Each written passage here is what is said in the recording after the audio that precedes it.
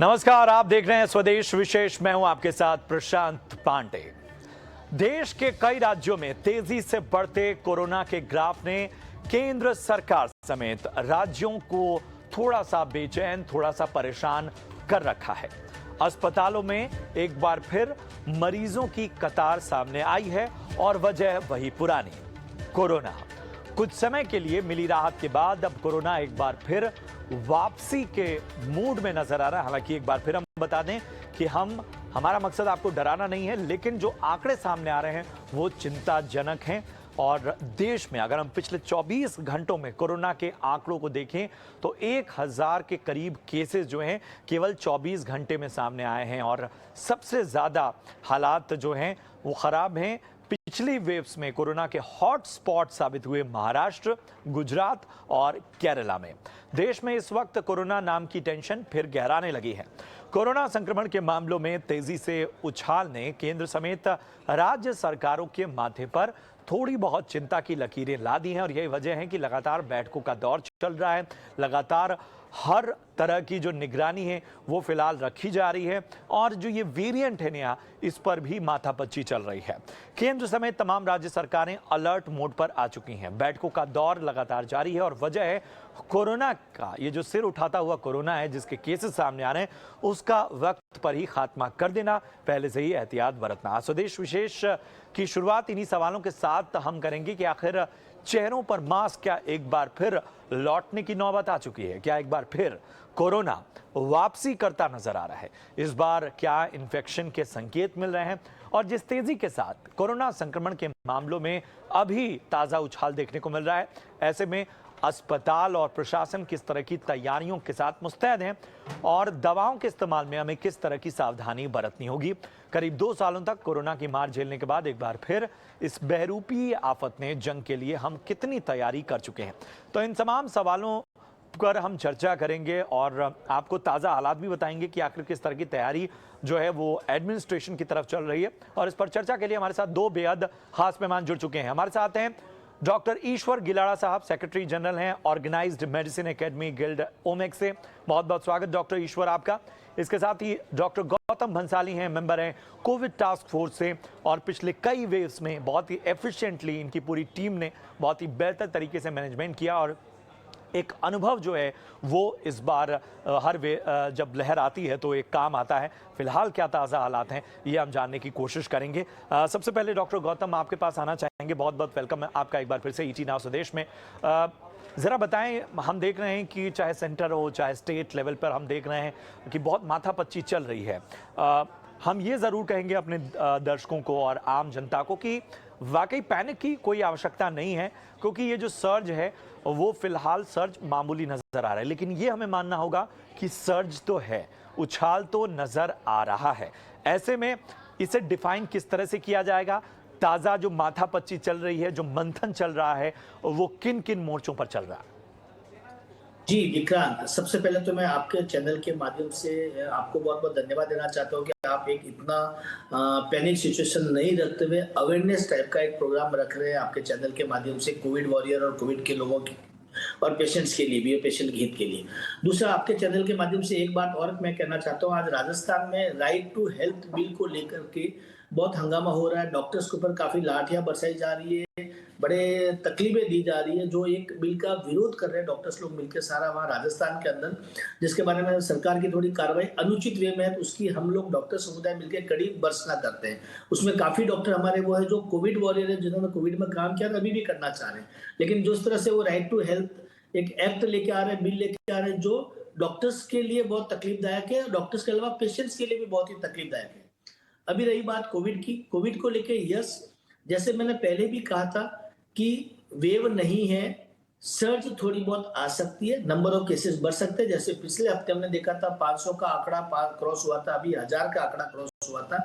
Yes, number of cases ये season में, ये मौसम में थोड़े से बढ़ सकते हैं। प्लस हमने सारे सेंटर्स को भी हमने ये हिदायत दी, प्लस सारे लैब को भी बोला कि जो भी व्यक्ति अपना कोविड का टेस्ट करवाना चाहता है करवा सकता है, आइए टेस्ट करवाइए, कोई नुकसान नहीं है। लेकिन 96% पेशेंट अभी भी उसमें से ऐसे आ रहे हैं जो एसिम्टोमेटिक है या जिनको बहुत ही माइल्ड सिम्टम है, जैसे हल्का सा गला खराब हो गया, खांसी हो गई, जो थोड़ा सा हल्का सा बुखार आने लग गया, जो 2 से 3 दिन में बिना कोई मेडिसिन के अपना आप चला भी जाता है। मुश्किल से 2 से 3% पेशेंट है जिनको खांसी लंबे टाइम तक चल रही है, जो H3N2 में हो रही है, H1N1 में है और कोविड टाइप के केसेस में भी है। कोई पैनिक करने की जरूरत नहीं है, डरने की घबराने की बात नहीं है।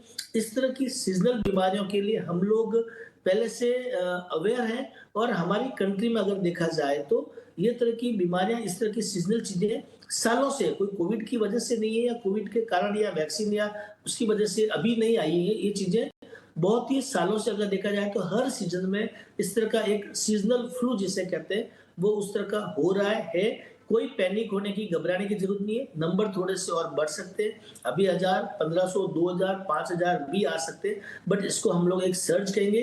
कभी आपको मालूम पड़ेगा कि मुंबई में हुआ है, कभी हुआ दिल्ली में, कभी पूना में, कभी जयपुर में, अलग अलग जगह पे थोड़े बहुत केसेस बढ़ सकते हैं, कभी कम जा सकते हैं। बिल्कुल घबराने की, पैनिक होने की जरूरत नहीं है। यस, लोगों को इतना सावधानी रखनी है कि जिनको भी सर्दी जुकाम बुखार होता है वो लोग मास्क पहने, न केवल H3N2 के लिए, न केवल H1N1 के लिए, न केवल कोविड के लिए, हर तरह की जो कम्युनिकेटिंग डिजीज है, कंटेजियस डिजीज है, उन सबको स्प्रेड होने से रोकने के लिए मास्क सबसे बड़ा हथियार है, और उसको पहनना इस तरह के लोग जिनको सिम्टम है उनके लिए बहुत ही फायदेमंद है, दूसरे लोगों के लिए भी फायदेमंद है। बिल्कुल, बिल्कुल। तो ये जो मोटा-मोटी जो हम पिक्चर आपके सामने पेश कर रहे हैं, वो यही रख रहे हैं कि आखिर प्रशासन के स्तर पर किस तरह के ऑब्जर्वेशन सामने आए हैं। तो एक बात तो आपको समझनी होगी कि ठीक है, आंकड़े बढ़े हैं, और जैसा कि डॉक्टर गौतम भी कह रहे थे कि हो सकता है कि आपको किसी दिन बहुत ज़्यादा केसेस सामने ज़्यादा लगें, किस दिन कम लगें। तो ये जो ऑन एंड ऑफ सिचुएशन है, ये तो आपके सामने रहेगी, लेकिन उसके बावजूद हमें इससे किसी भी तरह से पैनिक नहीं होना है, घबराना नहीं है। हाँ, लेकिन सतर्कता और सावधानी हमारे लिए बहुत ही आवश्यक है। डॉक्टर ईश्वर, एक चीज़ मैं समझना चाहूँगा, ये जो वेरिएंट है जिसका नाम है XBB 1.15 और 1.16, इसमें क्या अभी ताज़ा मालूमात सामने आ रही हैं? जो इन्फेक्शन है वो इसमें किस तरह का हो रहा है, और OPD में आमतौर पर जो मरीज आ रहे हैं, क्या अगर वो किसी तरह के वायरल इन्फेक्शन से पीड़ित हैं या वो उन्हें किसी तरह की मौसमी बीमारी भी है, तो क्या उन्हें सलाह दी जा रही है कोरोना टेस्ट की भी? ये XBB वेरिएंट कोई नया नहीं है। हमारे पास, हमारे देश में लगभग 85% केसेस पिछले 6 या 8 महीनों में XBB है, और XBB जो ओमिक्रॉन वेरिएंट का जो नंबर 2 था, सेकंड वेरिएंट 2.1 और 2.275, ये दोनों का मिश्रण होकर बना है। और दूसरी बात यह है कि अगर XBB 1 आता है या 1.16 आता है, हमें कोई डरने की जरूरत नहीं है। ओमिक्रॉन को कोई भी वेरिएंट हमें कुछ नहीं कर सकता है। ओमिक्रॉन का वेरिएंट 5 जो चल रहा है वो अमेरिका में और जो ईस्ट में चाइना में है वो तकलीफ कर रहा है उन्हें, लेकिन हमारे पास वो कुछ नहीं कर सकता है। अब जो फिलहाल जो अपटिक आए केसेस में, ज्यादा केसेस आ रहे हैं, इसको हमें ये समझना होगा कि ये टारगेटेड टेस्टिंग है क्या, क्योंकि फिलहाल पिछले 15 दिन में या 1 महीने में H1N1 है, H3N2 है, एडिनो इन्फेक्शन है, RSV है, रिस्पिरेटरी सेंसिटिव वायरस इन्फेक्शन है, एनवायरमेंटल पोल्यूशन है, एलर्जेंस है। तो लोग जब खांसी वगैरह लेके आते हैं तो हमारे पास जांच करने के लिए जो फ्लू का टेस्ट है वो काफी महंगा है, वो 5,500 6,000 में एक टेस्ट पड़ता है। तो कोई भी इंसान सबसे पहले कोविड टेस्ट करेगा, कोविड पॉजिटिव आया तो कोविड के नंबर बढ़ेंगे। तो हमें अभी 1, 2, 3 हफ्ता, 4 हफ्ता ऑब्जर्व करना है कि एक्चुअल में कोविड के जो केसेस बढ़ रहे हैं या टारगेटेड टेस्टिंग होकर केस ज्यादा आ रहे हैं। दूसरी बात यह है कि एक ध्यान रखना पड़ेगा कि जिन लोगों ने कोविड का वैक्सीन आज से 1.5-2 साल पहले लिया है, सेकंड डोज, उनका वैक्सीन का इम्यूनिटी खत्म होने का है या खत्म हो चुका है, और जिन्होंने तीसरा डोज लिया है, ऐसे बहुत कम लोग हैं, जो 25 से 30% भी नहीं है जिन्होंने सेकंड डोज लिया है, और ऐसे लोगों की भी इम्यूनिटी 1 साल हो गया वो कम होने को आई है। तो हमारे पास क्या होता है कि जब कोविड से लोग बढ़ते हैं, बीमारी ज्यादा होती है, तब लोगों को वैक्सीन की याद आती है, और जब कोविड ठंडा पड़ा है और वैक्सीन सड़ रहा है और एक्सपायर हो रहा है तो लोगों ने वैक्सीन लिया नहीं है। तो हमारा काम क्या बनता है अभी कि जो 60+ लोग हैं, सीवियर कोमॉर्बिडिटी के लोग हैं, रिस्पिरेटरी प्रॉब्लम के लोग हैं, अस्थमा के लोग हैं, ट्यूबरकुलोसिस के लोग हैं, अनकंट्रोल्ड डायबिटीज है, रिनल ट्रांसप्लांट है, तो ऐसे लोगों ने, अगर उन्होंने तीसरा डोज नहीं लिया तो ले लें, और हमारे जैसे जो लोग बाहर काम करते हैं, घर आके अपने बुजुर्ग लोग को इन्फेक्ट कर सकते हैं, उन्होंने ध्यान रखना चाहिए कि हम कोई ऐसा कदम उठा रहे हैं क्या जिसकी वजह से हमारे जो बुजुर्ग लोग हैं इन्फेक्शन के पीड़ित हो सकते हैं। तो जो स्कूल में जाने वाले बच्चे या काम करने वाले लोग बाहर से इन्फेक्शन लाके घर में दे सकते हैं। खाली ध्यान रहे हमें ये रखना है कि कोई भी वायरस, हमने जितने नाम सुना है ये सब नाक और मुंह से निकलते हैं और नाक और मुंह से ही हमारे अंदर आते हैं। तो हमें इतना पार्ट अगर बंद रखा, जहाँ पे हम क्राउडेड एरिया में जा रहे हैं, बस में जा रहे हैं, ट्रेन में जा रहे हैं, थिएटर में बैठे हैं और कोई हॉल में है, सिनेमा थिएटर में है, तो हमें उतना पार्ट बंद करना है जिससे हमें कोई भी रिस्पिरेटरी इन्फेक्शन नहीं आएगा। एलर्जन से हम बचेंगे, जो एनवायरमेंट पोल्यूशन उससे बचेंगे और उसका फायदा ही है। और दूसरी बात है रिवर्स मास्किंग। रिवर्स मास्किंग कहते हैं इसे कि अगर आपको खांसी है, एक बार भी आती है, तो आप मास्क लगाइए। क्या होता है कि जब अपने समाज में या जो कंट्री में या स्टेट में कोविड का या कोई भी इन्फेक्शन का प्रमाण कम है, तो बाकी सब लोगों ने मास्क लगाने के बजाय जिस व्यक्ति को इन्फेक्शन है उसने मास्क लगाना चाहिए ताकि बाकी लोग प्रोटेक्ट हो। लेकिन क्या होता है, हर इंसान कहता है कि नहीं मुझे खांसी ही नहीं हो, तो कल से खाली ठसका आ गया। तो ये जो एटीट्यूड है, ये एटीट्यूड को जब आपको एक बार भी खांसी आई, आप मास्क लगाइए, दूसरों को इन्फेक्ट मत होने दीजिए। अगर बाहर काम करते हैं तो अपने घर में बुजुर्ग लोगों को बचाइए, और बुजुर्ग लोगों ने जिन्होंने वैक्सीन ले लिया वैक्सीन ले लीजिए। और तीसरी बात यह है कि फिलहाल H3N2 भी बड़ा जोर में चल रहा है। हमारे पास कोविड का जैसा वैक्सीन सस्ता है या फ्री में है, H3N2 या ठीक है। फ्लू का वैक्सीन बहुत महंगा है और बहुत लोग अफोर्ड नहीं कर पाते। तो हम लोग जो एक कोविड सेंट्रिक दिमाग लेके चल रहे हैं कि पूरे 3 साल से हम कोविड कोविड कोविड मैनिया कहते हैं जिसको, कोविड का पागलपन। तो ये पागलपन बिल्कुल। से बाहर निकल के हम कोई ऐसे वैक्सीन बनाए जो हम फ्लू से भी रोक सकते हैं। तो भारत के लोग वैक्सीन बना ही नहीं रहे, दोनों वैक्सीन है इंडिया में, वो इम्पोर्टेड है, तो वो वेरिएंट भी कवर करते कि नहीं पता नहीं है। तो हम H1N1 का टेस्ट सस्ता बनाए, H1N1 का और H3N2 का वैक्सीन सस्ता बनाए। कोविड का वैक्सीन जिन्होंने नहीं लिया वो वैक्सीन ले ले। और अभी जितने बहुत इंडिया अहम में पॉइंट, जितने बहुत कोविड अहम पॉइंट आपने उठाया है। और वाकई हम देख रहे हैं कि कोरोना के साथ साथ जो एक तरह के बाकी जो संक्रमण है और उसमें डॉक्टरों के पास भी चैलेंज है उनमें फ़र्क कर पाना, और वहाँ पर जब हमारे पास ऑप्शन जो हैं वो जब महंगे हैं, तो इस बात पर फोकस भी करना होगा कि उन टेस्टिंग की जो हमारे पास विकल्प हैं उन्हें कहीं ना कहीं आम लोगों की पहुंच तक लाने के लिए जो भी कारगर कदम उठाने हैं वो उठाने चाहिए। गौतम सर, एक चीज़ मैं समझना चाहूँगा, चूँकि आप देख रहे हैं कि इस पूरे शो में हमने एक सवाल पूछा है, क्या लौटेगा मास्क युग? क्या ज़रूरत आ गई है कि वाकई इस तरह की गाइडलाइंस लाई जाए? क्योंकि हम देख रहे हैं कि बाहर लोग निकल रहे हैं या यात्राएं भी कर रहे हैं, या हम देख रहे हैं भीड़ भाड़ वाली जगहों पे भी जा रहे हैं। हमने कई त्योहारों में भी देखा कि कहने के बावजूद इवन बहुत सारे लोग, बहुत बड़ी आबादी इनमें से ऐसी थी जिसने कोरोना का वो दौर देखा। कईयों को कोरोना ने बहुत बुरी तरह परेशान भी किया, लेकिन मास्क को लेकर एक तरह का जो कहते हैं कि लचीलापन, एक स्वभाव जो है वो नज़र आ रहा है। तो क्या ज़रूरत है एक सख्त गाइडलाइन की मास्क के लिहाज से? अभी के बाबत अगर हम कह रहे हैं कि जो स्थितियां अभी हम नहीं चाहते कि अप्रिय स्थितियां बने, लेकिन वो स्थितियां ना आए, उसके लिए क्या इसे अनिवार्य करने की आवश्यकता है अभी? जी प्रशांत, मुझे नहीं लगता है कि मास्क सबके लिए, सर्व ज्यादा साधारण पब्लिक के लिए अनिवार्य करने की जरूरत है, न जरूरत पड़ेगी।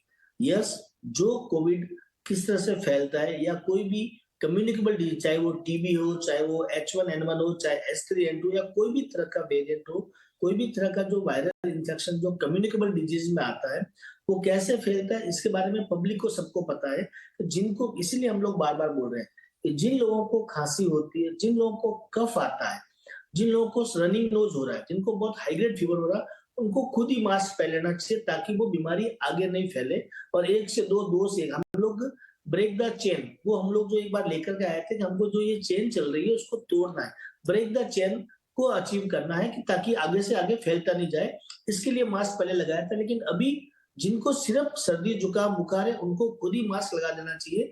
न केवल हमको वेट नहीं करना चाहिए कि सरकार की तरफ से कोई गाइडलाइन आए आएगी या सरकार की तरफ से कोई स्ट्रिक्ट नियम आएंगे कि मास्क नहीं लगाओगे तो हम आपके ऊपर कोई कानूनी कार्रवाई करेंगे, ऐसे कोई चीजों का वेट नहीं करना चाहिए और उसकी जरूरत भी नहीं है। ऑलरेडी हमने 2 साल का पूरा समय निकाल के देखा है और 2 साल में सबको सब मालूम पड़ा है कि किस तरह से कम्युनिकेबल डिजीज जो ट्रांसमिट होती है, एक दूसरे से होती है, फैलती है, उससे कैसे बचा जाए। और मास्क उसमें सबसे बड़ा वैक्सीन साबित हुआ है। वैक्सीन के अलावा जो सबसे बड़ा उपचार था वो मास्क ही था।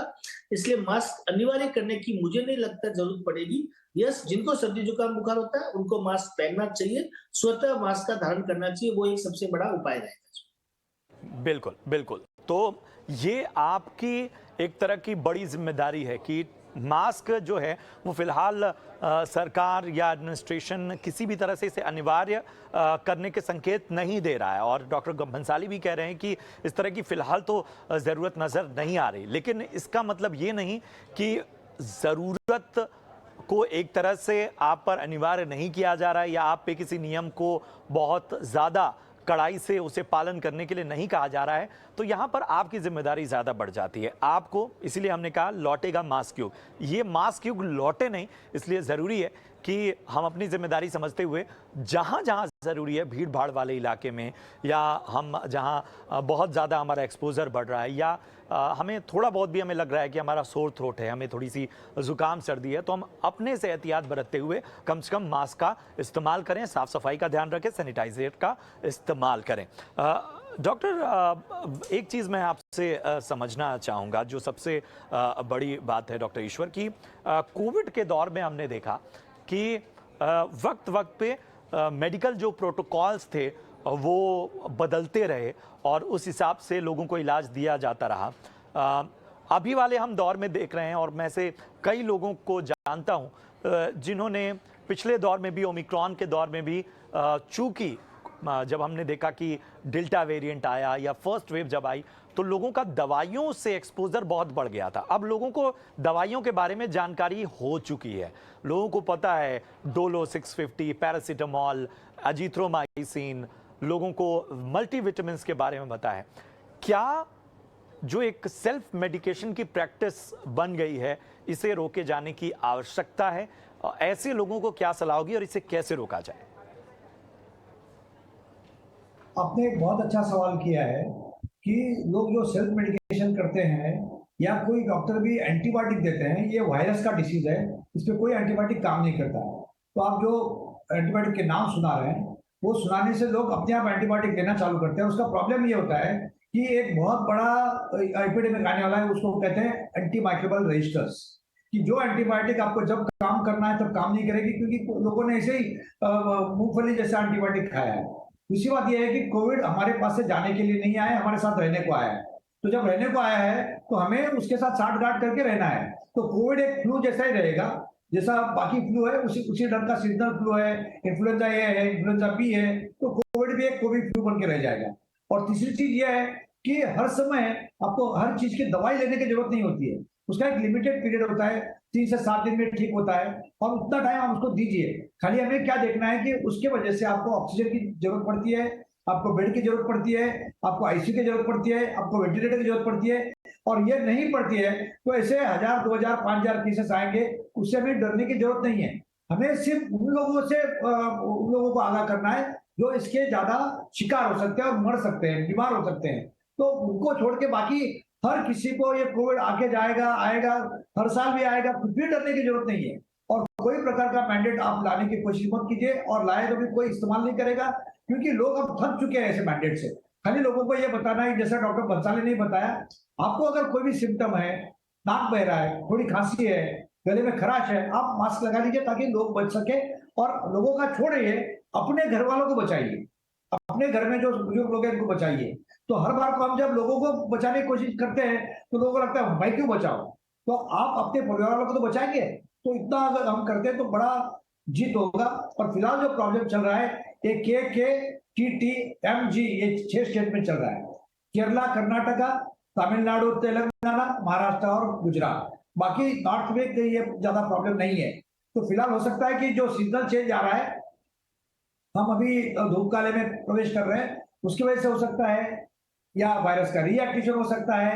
हमें खाली ऑब्जर्व करते रहना है जीनोम सीक्वेंसिंग करके, और जिन लोगों ने वैक्सीन काफी पहले लिया है उन्होंने तीसरा डोज ले लेना चाहिए, उस पर आनाकानी नहीं करना चाहिए क्योंकि अभी भी मुफ्त में मिल रहा है। बिल्कुल, बहुत अहम बात आपने कही है कि आखिर आपको किन किन मोर्चों पर सावधानी बरतने की जरूरत है, परिवार के प्रति आपकी जिम्मेदारी क्या है, अपने प्रति आपकी जिम्मेदारी क्या है, और ये जो सेल्फ मेडिकेशन है इसको बहुत ज़्यादा प्रैक्टिस में लाने की आवश्यकता नहीं है। और आज आप कहीं पे भी हो, आपको डॉक्टर अवेलेबल हैं, आप किसी भी तरह से उन तक रीच आउट कर सकते हैं, तो कम से कम इस प्रैक्टिस को तो बंद करिए। और ख़ास तौर पे मैं मल्टीविटामिन्स के बारे में कहूँगा, बहुत से लोगों ने मैं जानता हूं जिन्होंने मल्टीविटामिन्स को लेकर धड़ल्ले से उनका इस्तेमाल किया है, उनका भी इस्तेमाल बहुत ज़्यादा ठीक नहीं है। गौतम सर, हम ठीक है, हम ये मान रहे हैं कि स्थितियां खराब नहीं हैं, सब कुछ नियंत्रण में है, हमारी तैयारियां भी पुख्ता हैं, लेकिन उसके बावजूद अगर हम कुछ पैरामीटर्स देखें तो वो पैरामीटर्स क्या होते हैं जब हम कहते हैं कि साहब कोरोना की लहर आ गई है, या कोरोना जो है वो घातक हो गया है, या फिर उसमें क्या क्या चीज़ें आप लोग देखते हैं? हॉस्पिटलाइजेशन देखते हैं, डॉक्टरों पे वर्कलोड देखते हैं, क्या क्या चीज़ें आप लोग इसमें मेजर्स करते हैं? क्योंकि एक तरफ हम कह रहे हैं कि स्थितियां ठीक हैं, हम मान भी रहे हैं, हम अपने दर्शकों तक भी यही जानकारी प्रेषित कर रहे हैं, लेकिन फिर एक खबर आती है कि साहब पुडुचेरी में बच्चों के स्कूल बंद करने पड़े संक्रमण की वजह से। तो जरा ये चीज समझा पाए आप। सॉरी, वेव हम लोग तब कहते हैं जब हम लोग एक मास का इन्वेस्टिगेशन करते हैं, लोगों के बीच में जाते हैं और उनके कोविड के टेस्ट करते हैं, और मालूम पड़ता है कि जिनको सिम्टम नहीं है उनको भी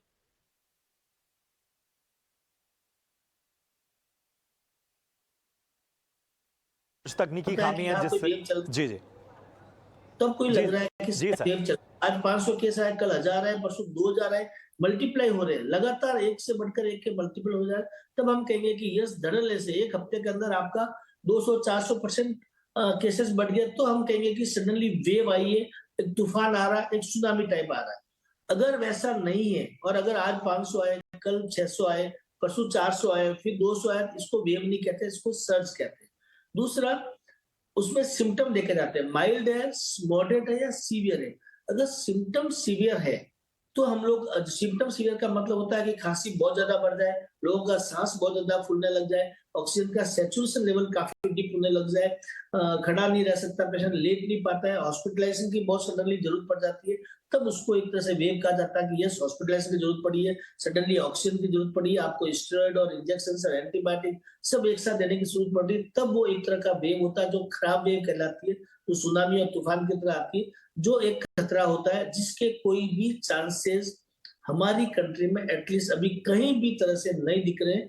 कोविड का एक टाइम आया था, वो निकल गया, अभी उसके वेरिएंट, सब टाइप मल्टीपल आते हैं और वो धीरे धीरे जाएगा। वायरस कभी भी मरता नहीं है, बैक्टीरिया मरता है, वायरस नहीं मरता है, वो धीरे धीरे उसका इफेक्ट कम होता है जो हो रहा है।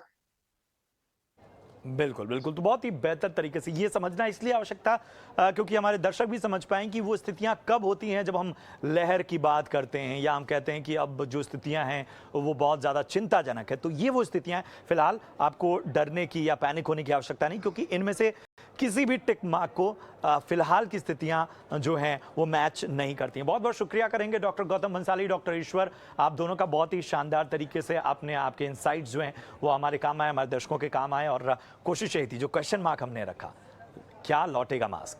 जी हाँ, ये सवाल इसलिए ताकि आप अपनी जिम्मेदारी समझिए, मास्क के लौटने की नौबत ना आए, इसके लिए आपको एक सेल्फ डिसिप्लिन, एक आत्म अनुशासन लाना होगा।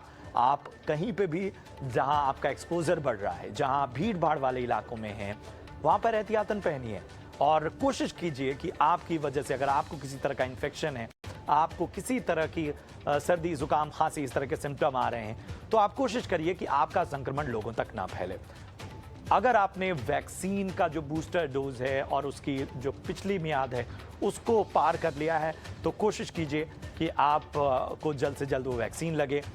यहाँ पर बहुत सारे और वायरस भी जो हैं वो वातावरण में मौजूद हैं, इसलिए आपको ये ध्यान देना होगा कि आपको अगर 3 से 5 दिन तक लगातार बुखार आ रहा है तो डॉक्टर के पास जरूर जाएं। मैं कहूँगा अगर आपको 2 दिन भी लगातार बुखार आ रहा है तो आप डॉक्टर से संपर्क करें।